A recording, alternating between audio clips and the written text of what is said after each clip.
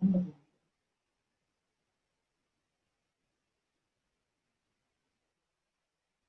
can everybody hear me? Your time will start the moment you speak. Can everybody hear me? Hello.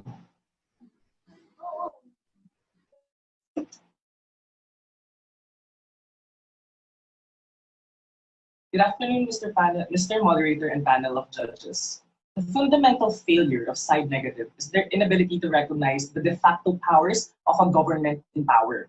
We tell you that the only reason they say that there was no government at the time of Bonifacio and Aguinaldo was because it wasn't recognized by a Western colonizer that exists during those times. They fail to conceive that those in power during those time was a Western colonizer and that they decide for what they think is best for the Philippines based on their own interests. As the practicability speaker of side affirmative, we concede the three things. The first one will be a direct response to second speaker. Hello, sorry. Okay, the first one will be a direct response to second speaker of side negative. He told us that changing something is hard because it will take time to adjust and it will cost money, especially if it affects the whole state. In this case, books will be reprinted, sure. The curriculum will slightly be changed, sure. Students will have to adjust, sure. Some documents will be revised, sure. However, first, side affirmative posits that this is a non-issue. We tell you that these are necessary birthing pains and they happen all the time. Note that K-12 took a lot of time and money to get passed and implemented. And even after that, students and parents still had to adjust.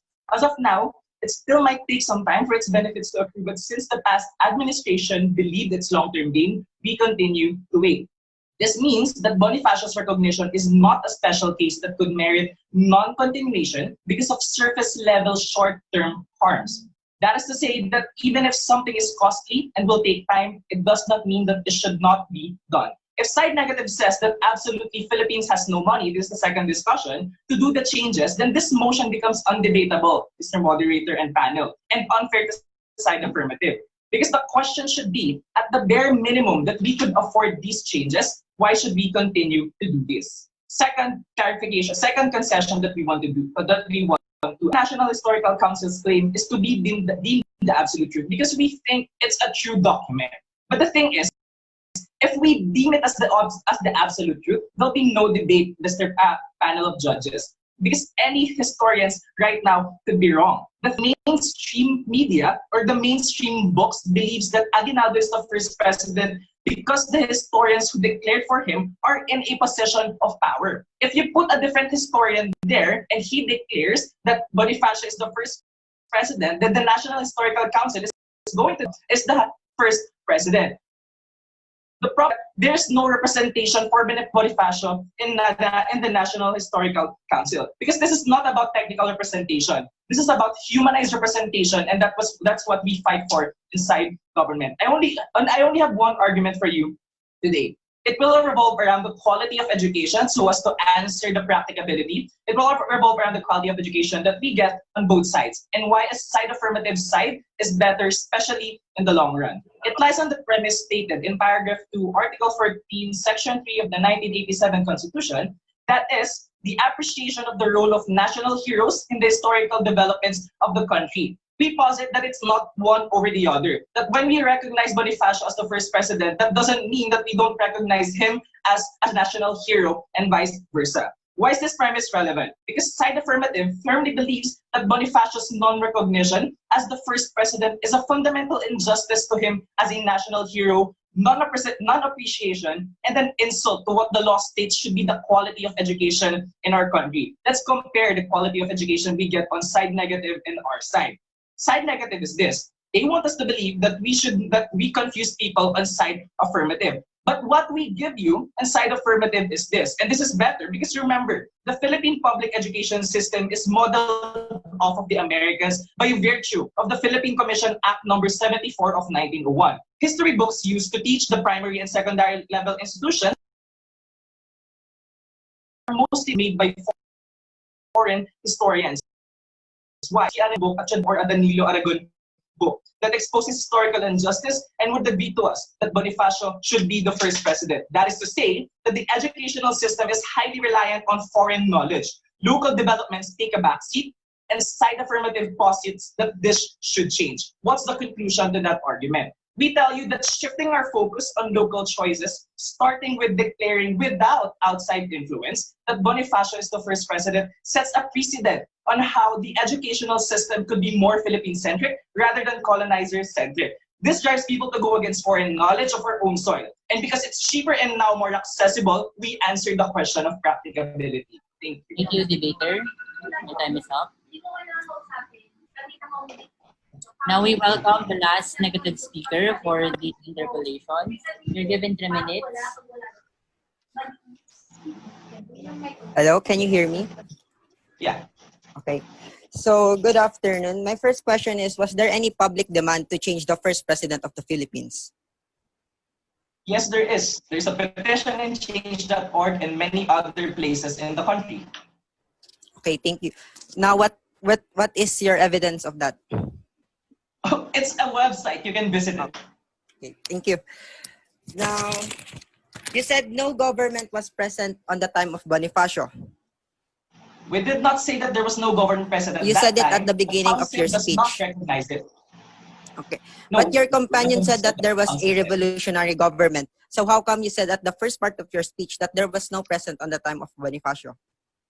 What I said in the first part of my speech is that we concede that there's a power that says that there's no government. We think that power is invalid.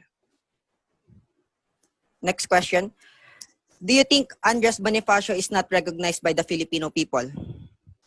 He is recognized as a national hero only. Yes. So here, essentially, even as he is not the first president of the Philippines, he is still a good example of the Filipino people because of his leadership in the KKK. Okay, repeatedly from second speaker and third speaker, it's not one over the other. So if we recognize him as the president, we don't discredit him as a national hero. We amplify his contributions. So what do you think will happen to Aguinaldo once we strip him of his first presidency? What? What do you think will declare him happen? as the second president. I don't think that's gonna be good. Now, can you give an example of a historian who wants to make Bonifacio a president? What? Sorry. Can you give an example of a historian who wants to make Bonifacio president? Okay, Professor Chua, Chodoro Agoncillo, Epifanio de los Santos, and Renato Constantino. Basically, almost every professor emeritus in the Big Four schools. Okay, thank you so much. Now, let's say he becomes the first president. What will he be more recognized as, the leader of the KKK, the one who fought the Spaniards, or as the first president of the Philippines? The first president of the Philippine Republic, because he was the first one to model a democratic constitution, which is the Biak na Bato or the Kartilya of the Katipunan. Okay, thank you so much. That ends my interpellation. Thank you. Now let's listen to the to the last negative speaker.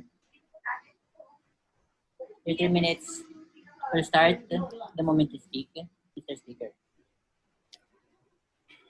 The past shapes the future, and the present shapes the past. Good day to everyone watching, the judges, and most of all, my dear opponents. I am the third speaker of the negative side and will be focusing about the practicality of this proposition. History is something that is a part of us, even more so as Filipino people who have endured a lot of suffering under the hands of both our people and the invaders of this country. Within the long history of the Philippines, it is indeed clear that we have been disgraced and defiled on our own country by multiple invaders. While almost a century passed since the inauguration of our true independence, the sacrifices of our heroes and the example that they have given to their future descendants remains fresh and clear to the heart of every Filipino. Thus, the recognition we should give to them is paramount as it directly influences the outlook of every Filipino toward our long and blood-filled history. Being practical requires complete evaluation, looking at its applicability, awareness of risk, as well as taking it, and to also look at what we could get from it, as well as its necessity. First, let us evaluate both the past and the present. It is general knowledge that both Emilio Aguinaldo and Andres Bonifacio are part of the kataas-taasang kagalang-galangang katipunan ng mga anak ng bayan, or KKK. According to astigpinoy.blogspot.com, Aguinaldo was a Filipino general, politician, and an independence leader. while Bonifacio are one of the supremo of the KKK. As we can clearly see, both have significant influences and contribution towards the Filipino Revolution. Today, Aguinaldo is more known as the first president of the Philippines and Bonifacio as the leader of the revolution. As my companion said earlier, Aguinaldo won against Bonifacio on a fair and democratic activity, which was voting. Through that, both of them received the rightful recognition, which was done by explicitly separating the first independent government that was established at the Tejeros Convention and the revolutionary government known as KKK. Second is the applicability. Applicability is the quality of being relevant or appropriate. Is it appropriate to change the first president of the Philippines despite the legalities of that election being present? No, it isn't. It comes off as a mockery on the fair voting that happened on the Tijeras Convention. And in order to give Aguinaldo more recognition, we would be rewriting everything that transpired there and will be doubting our own history once again. Not to mention that Andres Bonifacio is more highly regarded and recognized by the Filipino people. It is backed by the survey of ABS-CBN about the top 10 most genuine Filipino heroes, with Andres Bonifacio ranking second and Emilio Aguinaldo ranking sixth. Third, the risk we would be taking and what are its implications. One of the risks we would consider if we would change the first president to Andres Bonifacio is that Emilio Aguinaldo would be overshadowed and be unrecognized for his contributions because of the fact that he is more known as the first president of the Philippines. His international achievement, being the first president of a constitutional republic in Asia, would be voided. This would lead to only him being branded as one of the supporting leaders and a politician, possibly tarnishing his reputation as well as his image to the general public. Practically speaking, the risk is too much compared to the return. Andres Bonifacio being branded as the first president wouldn't really do much because he's still more known as the leader of the KKK, the one who fought the Spaniards, and an example of a good Filipino even without the title of president. It is fair to conclude that we would be stripping Aguinaldo his best achievement and rather giving it to Bonifacio. The implications of this big move would also mean that people would have to correct other historical facts linked to Aguinaldo. And to further solidify this historical change, historians would have to retrieve evidences, meaning more funds and time on their part to research, rewrite, and proving. The education sector would also need to revise their history books to be consistent and credible, as well as people relearning about this. Think of how many books, articles, and any other form of written text connected to this that would be needed to revise. That means the government would once again allot funds to sector in order to correct this, as well as private book publishers, news articles, as well as the documents posted on museums. This is it is better for the people to continue seeing our national heroes this way, as it could lead to further confusion and inconsistencies in the Philippine history. At this point in time, it is no longer practical to change something big in our Philippine history. We have lived with this truth for decades, dedicated funds on this fact, and have solidified it. To that end, I argue that changing our first president to Andres Bonifacio from Emilio Aguinaldo is highly impractical. Thank you for listening. I end my speech. Thank you, Breindel, the last speaker of the negative team. Let us welcome back the last affirmative speaker for the interpellation. And you're given 3 minutes. It will start the moment you speak. Hello, can you hear me? Hello. Hello? Okay.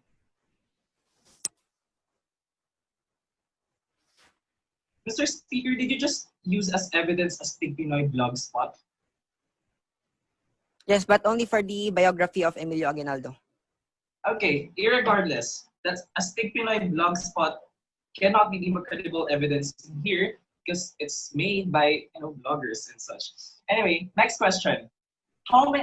Which do you think has more number of books? All subjects or just history subjects? All subjects. All subjects, right. We imposed K to 12. We changed almost all books and we added a lot of books as well. So the question is, how are we able to do that and not change history books as per your speech? I did not say that we could not change the history books. I just stated that it would be expensive and again. Yes, and we conceded from the beginning of my speech that it will be expensive. That doesn't mean that we should not do it because it's doable and it's more beneficial in the long run. Because local researches will then be cheaper and more accessible. Next question. Were we occupied by American colonizers from 1901 to 1946? True or false? Come again? False. No, that's not right because we were occupied from 1898 to 1946, not No, 1901. I said Okay, come third again. question. Now, next one will be a multiple choice. When was public schools established in the Philippines? A, 1940, B, 1860, C, 1901. May I ask the relevancy of this question? Just stay with me. Okay, when was public schools established in the Philippines? I'm sorry, I am not aware. Okay, it's 1901 by the Philippine Commission Act number 74, which established the Department of Public Instruction. Now, why is this relevant? Because if we were under American occupation during 1898 to 1946 and public schools were established in 1901, do you concede that Philippine public schools are modeled off of the American system? Yes. Okay, thank you for the yes. No further questions. Moving on. Okay, sorry, that's the end of my question. Thank you. Yes, that's it. Thank you. Thank you, debaters. All the interpellations and all the speeches are now done. You're given 7 minutes for your for the construction of your rebuttal speeches. And then afterwards, we'll proceed to the rebuttal speaker of the negative team because they will be the first one to deliver, and then to be followed by the affirmative team. So you're given 7 minutes and your time starts now.